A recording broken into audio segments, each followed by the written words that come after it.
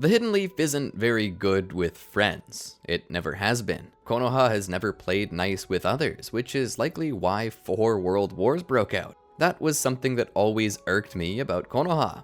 Despite it being hailed as the coolest, strongest, most bestest village in the world, they tended to have a lot of massacres. Some they even did on purpose. The Uchiha were massacred, and Sasuke used this whole plot point for motivation to basically become Anakin Skywalker. But nobody realizes that Naruto experienced this as well in a way. Uzushiogakure, a village where the famed Uzumaki Clan were born and raised. Close friends with Konoha, the other nations feared what they could become, so they waited until nobody was looking and sacked the joint like it was Tom Brady. And Konoha was like, lol, okay, and just stopped paying attention. But let's stop for a moment and wonder what could have happened if Naruto decided to try and revive it. Welcome to the Amagi. Before we begin, only 25% of our viewers are subscribed, so if you're a fan of the video, please like and double check if you are subscribed, and with that out of the way, let's get into the video. Now, I know what you're thinking. How can Naruto restart a village at this point? He's just a baby. And to that point, you are correct. Well, not exactly, he's actually 12, but the point stands. This is where Konoha comes in. You see, in our world, Konoha is actually a good ally to have, and they actually care about what happens to their friends. In a bid to save the dying culture of Uzushiogakure, they decide to revive their old partner using the children of the only survivors. But the sad thing about that is they only have one survivor. It's not impossible to start from here, but it certainly would take quite some time. That's why Konoha sends out word that they're rebuilding the Uzumaki Clan. As a favor to their village's closest ally, they will rebuild Uzushiogakure, with Konoha helping to fund the place and get it standing on its feet. This call was expected to bring many disenfranchised Uzumaki back to Konoha to help get the village back on its feet. But sadly, it didn't really seem to change much. Not a single Uzumaki showed up. All they had was Naruto, and so Hiruzen decided that they would have to make do with him alone. Naruto was packing his bags. Leaving the village, he said to himself. Within himself was a mix of excitement and trepidation. The village hadn't exactly been the best to Naruto. The other villagers were mean to him as if he had done something to them, so a part of him was rather happy to be leaving, but at the same time, a part of him was also afraid. The future of a village was riding on his shoulders. For the longest time, Naruto had always hoped to be Hokage, the head of a village. He knew that being a village head would offer him respect above every other villager, but now that he could be achieving his goals, or at least was on track to, he was scared. He realized that he knew nothing about forming a village. He had only just recently graduated from the academy, and now he was expected to lead a village? How utterly dreadful. Or so he thought. He never considered that he wasn't actually going to be the one running it for the time being, and that Konoha wouldn't leave him high and dry. But as far as he was nervous, he was excited to see what the future held in store for him. He was excited to see this new land that was separated from the one he knew. He'd heard stories in the academy, a village by the water, whirlpools everywhere. It seemed dangerous, especially for someone like Naruto who held swimming as a bit of a hobby, but the sight of the water was something he looked forward to. In his head, he saw himself standing in the sunlight, watching as the day star set, the sky orange like a flame, but inviting. Surely this must be what the early settlers felt when they first came to this land. Everything Naruto needed he had put into his bag. He turned to leave his apartment. As he made it to the door, he turned around to look at everything. There was a bit of nostalgia filling his mind, as deep down in his stomach, he felt like he might miss this place.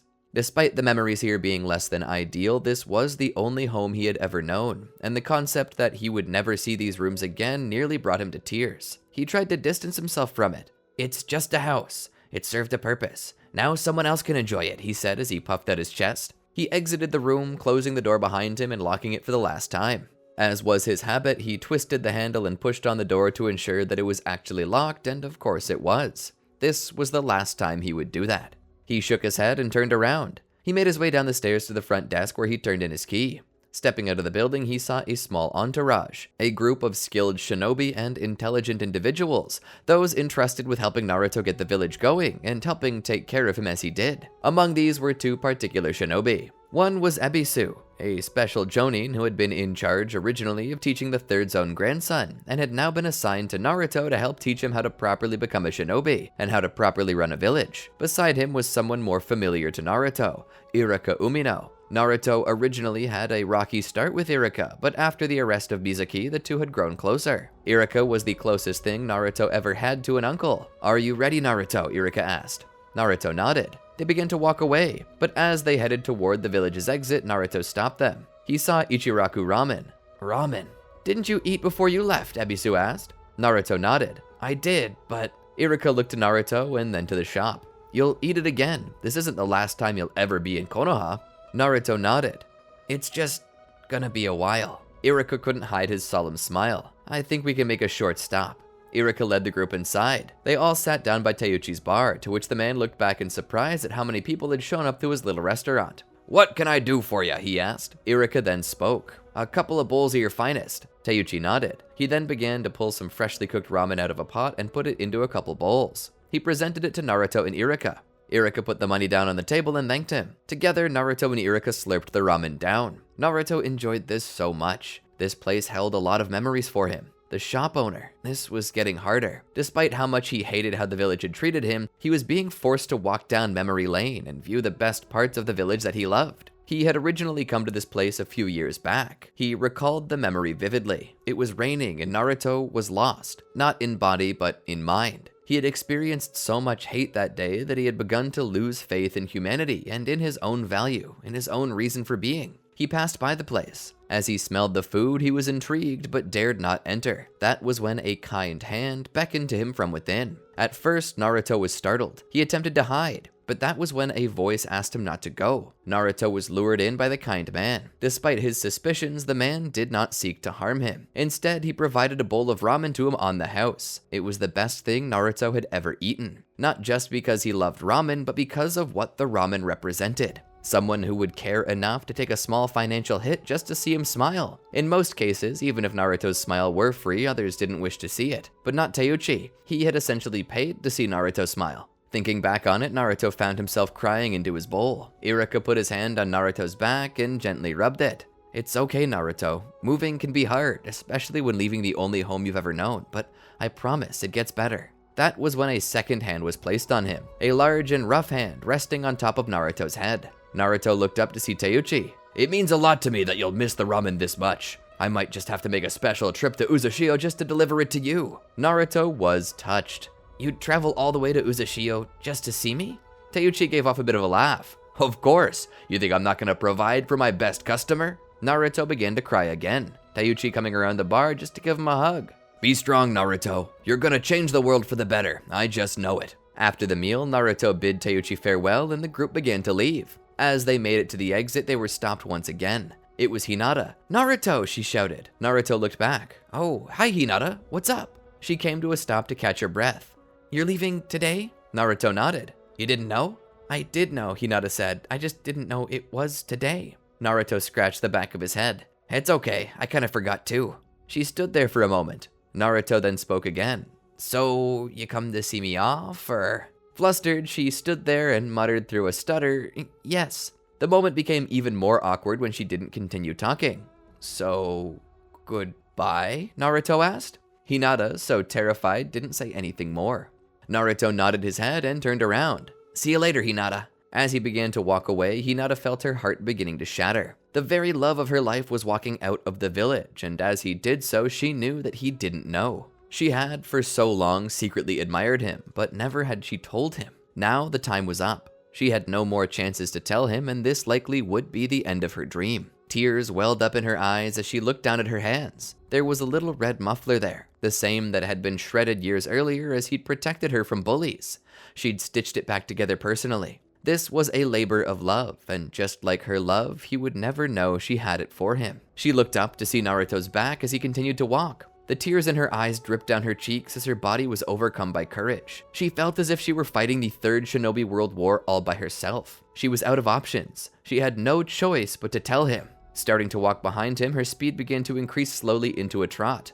Then she broke out into a full dash. She ran at him as her tears finally began to fall. "Naruto!" she cried out, catching his attention. He turned around and saw her. "Hinata?" She ran straight into his arms to hug him, where she began to sob on his shoulder. "What's wrong, Hinata?" Naruto asked. "I can't believe I almost let you leave without," she said. "Without what?" he asked. She gave him the muffler. He looked it over. "Hey, I remember this. This was that old scarf I used to wear in the winter to stay warm. I loved it so much, but then it got all torn up." "It was torn because you were protecting me," Hinata said. Naruto nodded. "Still, I don't regret the decision." Hinata took up Naruto's hand. She began to draw upon a lifetime's worth of courage. If this were the only thing she could ever be courageous about, then so be it. This was what she wanted. "Naruto," she said, "I never told you the truth." "The truth?" he asked, confusion written upon his face. "The truth," she affirmed. "I never told you the truth." "And that truth is?" She took a moment to compose herself and gather her strength. She opened her mouth. "The truth is, I'm deeply, madly in love with you. So much so that I can't even breathe when you're near me. I can't even breathe when you're away from me. You might need to have that checked out." She shook her head and lifted his hands to her chin. "No, Naruto, I know I can't make you love me, and I would never force you to do anything you don't want to. But I don't think I could have lived with myself if I let you leave the village without knowing." "Gee willikers," one of the nearby shinobi said. "We're never gonna get out of this place." Naruto was in shock. He hadn't expected this at all. His heart was racing. He felt as though he might pass out, but he persisted. "Naruto," she asked, "do you love me?" He stood there for a moment. I don't know." Another tear dripped from her eye as her smile began to fade. She took a deep breath and smiled again before lifting his hands to her face. She kissed the knuckles. "That's okay, Naruto. I just want you to be happy, and to know that no matter where you are, someone cares about you." With that, she hit the right note, because now, for what seemed like the 10th time today, Naruto was crying too. He pulled her into a hug. "Thank you for everything, Hinata." And as he pulled away, he spoke. "I promise to keep in touch. I'll send letters." Hinata smiled. "I think I'd like that." Pulling away, he let her wrap the muffler around him. "Be safe, Naruto." "Okay," he said. He waved to her and continued to walk. As he did, she smiled. She felt like she was on cloud 9. Despite the fact that his answer wasn't what she was looking for, she was still happy that she told him. A weight had been lifted from her shoulders, and while his love for her remained unproven, it was true that the door to the possibility remained open. She turned around and began to walk away. Naruto came to the edge of the village and looked up at the giant doors before him that had been swung wide open. He took a deep breath and smiled. "Time to go." Together, the group walked into the distance, their path keeping them moving for quite some time. Reaching their destination eventually, it was nothing like the pictures he had been shown. All that remained was rubble, with barely any identifiable marker. Every so often there'd be a pillar laying around that had the crest of the Uzumaki Clan emblazoned along its surface. "I thought this place would be homier," Naruto said. "That's why we brought other shinobi with us," Irika said. "We're gonna sift through the garbage and find anything that can be salvaged. Then we'll incorporate it again into the structures to preserve the culture. That's partially why they sent teachers like myself, to help with that. We're gonna survey the area and see what we can find, and once we do, we'll send word back to Konoha. They'll send a construction team. But for now, we need to set up camp. The night's setting in, and we're going to need a place to rest." And so they began to set up their tents. That night, Naruto's sleep was restless. So much was running through his head, not to mention many of the other shinobi had the habit of snoring. For the next couple of days, they sifted through the rubble, separating it into two piles. The pile of salvageable items and the pile of waste. Once that was through, they sent for a construction team. Various builders and hired hands from across all the Land of Fire and sometimes beyond were drawn to Uzushiogakure to help rebuild. They'd been provided with blueprints to various buildings used in Uzushio. With as much help as they had building, it took quite some time to even get the first buildings up and furnished. A whole year passed before the village even started looking like a village again. All the while, Naruto would take any chance he could to return to Konoha for a few days to visit his friends and have another bowl of ramen at Ichiraku. Eventually, as time passes, Uzushiogakure begins to reform into the beautiful place that Naruto remembers from his time as a student. But more than just that is occurring. Given that he's no architect, Naruto is mostly hands-off when it comes to the recreation of Uzushiogakure. Instead, he takes time to train and learn. Irika is in charge of teaching him everything there is to know about history and about running a village, planning to stay with Naruto indefinitely as he helps lead the village. Some question the idea of putting a child in charge, even if he is planned to be about 15 or 16 when the village finishes its rebuilding. But Hiruzen disagrees with them. Naruto is the last known member of the Uzumaki Clan, and thus is named the Patriarch. And just to ensure that he has all the tools necessary for growing stronger, Hiruzen even calls in a favor to Jiraiya to be one of the boy's personal mentors, something he hopes will help Naruto grow stronger and more capable of controlling his tailed beast. but if you think that this is where everything is easy peasy, well, you'd be wrong. You see, Naruto is a Jinchuriki, and there's a certain group of shinobi who seek to take his tailed beast. And now that Naruto is no longer hidden behind the gates of Konoha, his protection is lessened. So now is the opportune moment to strike, yes? Kisame and Itachi would appear in Uzushiogakure. They would stay low, not getting too close, scouting the area. They needed to know what was in there. This was where Itachi's Sharingan came into play. In the distance, toward the tree line, Itachi would use his Sharingan. It was at moments like this when he wished his Sharingan also had the properties of a Byakugan, but it was what it was. Even if his eyes weren't telescopic, and even if they didn't provide him any X-ray vision, they still did have a keen eye for details, and with them he could begin searching for Naruto. "Can you see him?" Kisame asked. Itachi shook his head. They moved a bit further to the side. Keeping to the shadows and staying near the trees, they found a better vantage point from which to look. From there, they noticed that Naruto was there, but he wasn't alone. Jiraiya was there too, along with many other shinobi. "The cards are still stacked against us here," Itachi said. Kisame nodded. "We may be strong, but the shinobi in that village are no slouches. I've heard the legends of Jiraiya. He's a Sannin for a reason. But then again, didn't you also wound a Sannin, Itachi?" Itachi nodded. "I did, but I somehow don't believe that the same thing would work on Jiraiya. Orochimaru was careless and grew too hungry for my body. I simply turned it back on him. For such a smart man, when he really wants to do something, he makes a lot of miscalculations. We shouldn't do the same." "Then what do you suppose?" Kisame asked. Itachi thought about it. "Naruto tends to be one of the few that heads back to Konoha when they need supplies or something. I think we can attack him during that time." Kisame agreed, and so they waited. It took a few weeks of waiting, but eventually their patience paid off. Naruto and Jiraiya would leave the village and head out for Konoha. When they were gone, they'd be attacked by Itachi and Kisame. Standing in the way, Jiraiya would step before Naruto, pushing him behind him. "What is it?" Naruto asked. He then looked around Jiraiya and saw Itachi and Kisame. "What do you want?" Jiraiya asked. "Something I'm sure you won't give us without a fight," Itachi said. Jiraiya followed Itachi's gaze. "Naruto, huh? What do you want with Naruto?" Itachi's eyes returned to Jiraiya. "As I said, nothing you'll give us without a fight." Jiraiya knew who these two warriors were, Itachi and Kisame.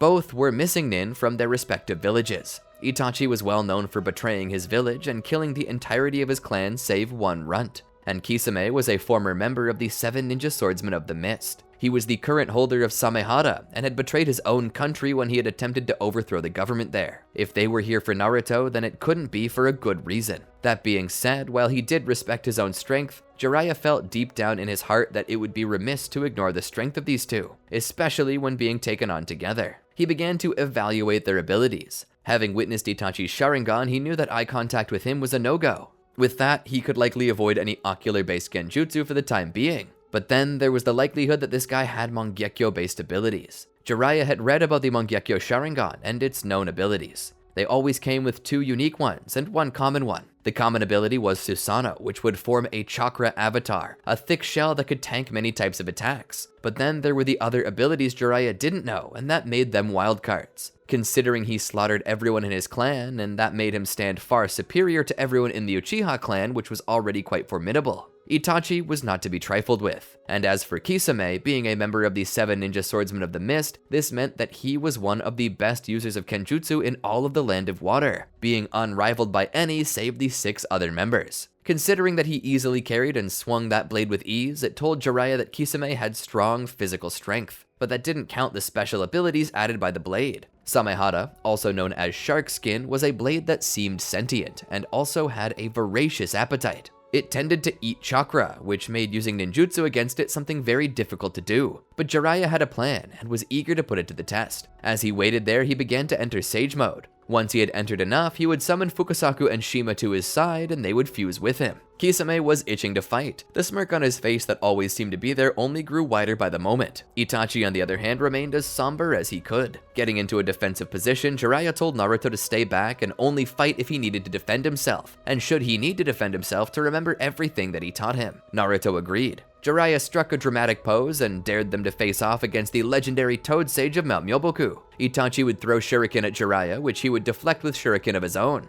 He would jump into battle against Itachi and Kisame. Kisame would swing his blade at Jiraiya, only for Jiraiya to dodge under it before forming a Rasengan in his hands and pushing it into Kisame's chest. Itachi would then focus his chakra to his eye. Jiraiya sensed it and knew something was coming. He would suddenly jump out of the way, only to find that black flames now existed where he once stood. "Ah, so that's what you can do with that eye. Thanks for showing me." He then utilizes his hair needle senbon on Itachi. Itachi covers himself, protecting his face with his arms and his torso with his knees and shins. This catches most of the senbon. Itachi sits there for a moment, plucking out the senbon while Kisame regroups with him. "How much are you willing to use your Mangekyo for this?" Kisame asks. Itachi looks over. "As much as necessary." Kisame nods. "Chances are then you need to break out the big guns. I'll buy you some time." He rushed in. He swung Samehara. Jiraiya dodged underneath and prepared another Rasengan. Kisame, knowing that the attack was coming, flowed into his strike, using the momentum of his missed strike to propel him into a flip over Samehara, causing Jiraiya's Rasengan to miss by an inch. Kisame kicks his hand, sending Jiraiya's Rasengan flying.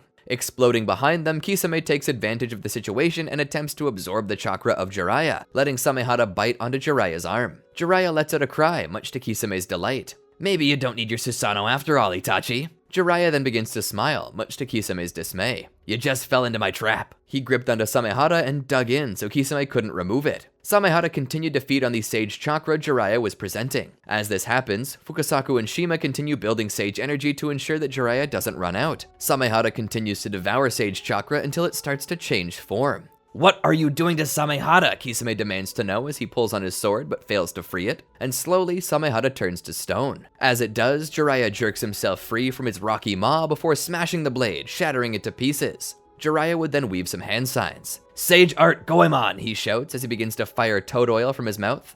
Fukasaku began to utilize wind release while Shima fires flames out. The three chakra natures mix and became a flaming tidal wave of oil, coating Kisame. As it burns, he cries out. Itachi then utilizes his Susanoo, forming a large red armored being. Jiraiya knows it's at this point where things are gonna get messy. Nicking his finger with the points of his teeth, he draws blood. He weaves hand signs together and presses his hand to the ground. "Summoning! Food cart destroyer!" Suddenly, a massive toad falls from the sky and lands on Itachi's Susanoo, cracking it. With its defenses on the ground, Itachi struggles just to hold the toad's weight. Jiraiya would then utilize his Sage Art Giant Rasengan to strike the Susanoo, the blast smashing through the armor. With the armor collapsing, the toad drops further, seemingly crushing Itachi. Jiraiya would thank the toad and dismiss it. With the two Akatsuki members defeated, Jiraiya would continue to escort Naruto back to Konoha, where they would do the duties they were sent to perform.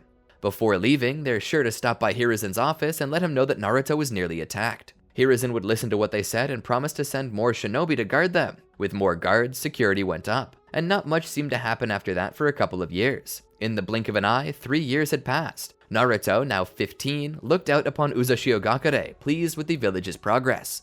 At this point, construction was complete. The village was ready to be opened. However, as the gates were finally opening, another stood by them, her eyes unable to believe the rumors. Her name was Karin Uzumaki, and for a time she had been a shinobi of Kusagakure, feeling like an outcast who was expected to die, not even to be remembered. But upon hearing rumors that the clan to which she belonged and the village of her mother was making a comeback, she couldn't help but pay them a visit, and now she saw it was true. And for the first time in a long time, she truly believed that she had a future awaiting her.